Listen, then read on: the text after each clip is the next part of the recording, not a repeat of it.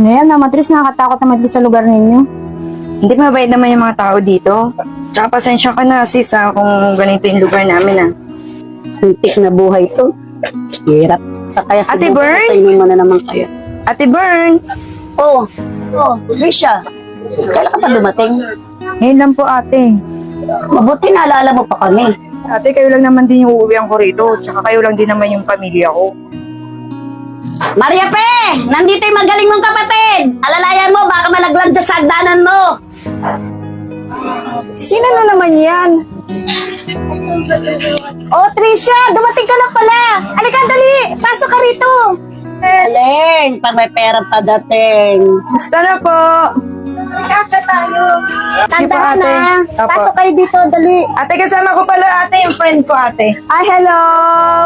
Opo kayo dito, dali! Halika! Trisha, pasensya na kayo sa Sige lang bahay, po, ha? ate.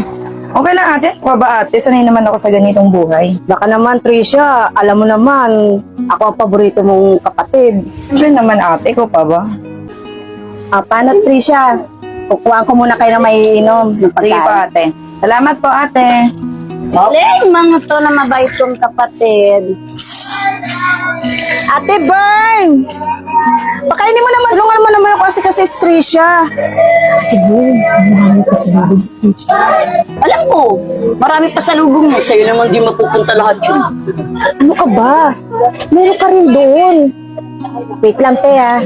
Bilang ko lang sila ng pagkain. Marami talaga mang gusto ni Maria P. Tara, te! Merienda tayo!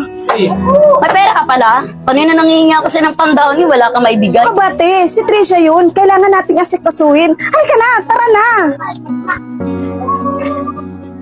Hoy, Ryan, saan ka pa pupunta? Andito yung kapatid mo, si Tricia, dumating, kararating lang. Talaga, te? Oo, Kailan pa? ngayon lang oh, nandyan na oh.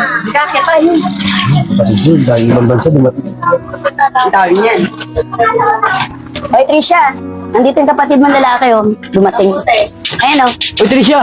Kailan ba dumating? Yun lang. Tara! Inom na! Sige pa. Oo ba? Ito. Yun, sakto. Uy, alam mo na yun, kaya magpera ka para sa atin. Siyempre. Oh mga tol, baka may gusto kayong bilhin. Alam mo, Tricia, nag-abroad ka lang eh. Ang laki ng pinagbago mo. Alam mo ba yon? Yumabang ka. Ate, wala namang nagbago sa akin ate. Bakit ganyan ka kung magsalita sa akin? Ano ka ba, te? Ba't inaaway mo si Trisha? Boss! Ito naman ate, pe. Huwag kita naman meron si Tricia, tamang kampi ka rin, no? Ano bang problema mo sa akin ate? Hindi malam, Tricia.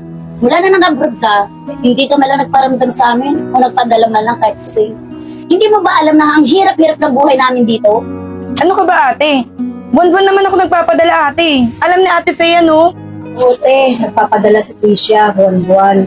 Hindi mo ba alam? Nung may utang ka sa... Bern, ano ba?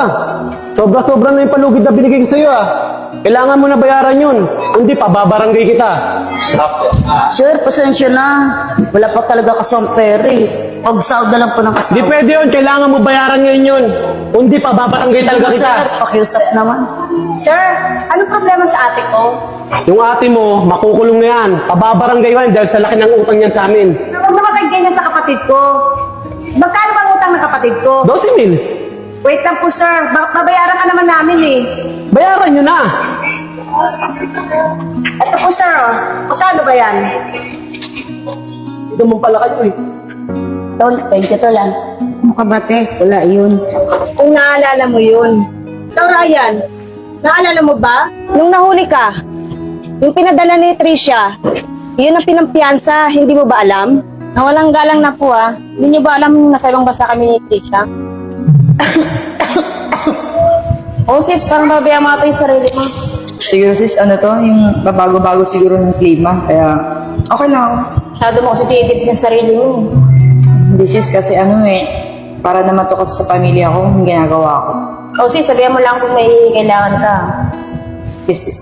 Thank you Wala yun sis. Kayo ang laging iniisip niya, halos niya yung tipid na nga niya yung sarili niya eh. Tol, pasensya na. Hindi ko kasi alam na gano'n ang sakripisyong ginagawa mo para sa amin.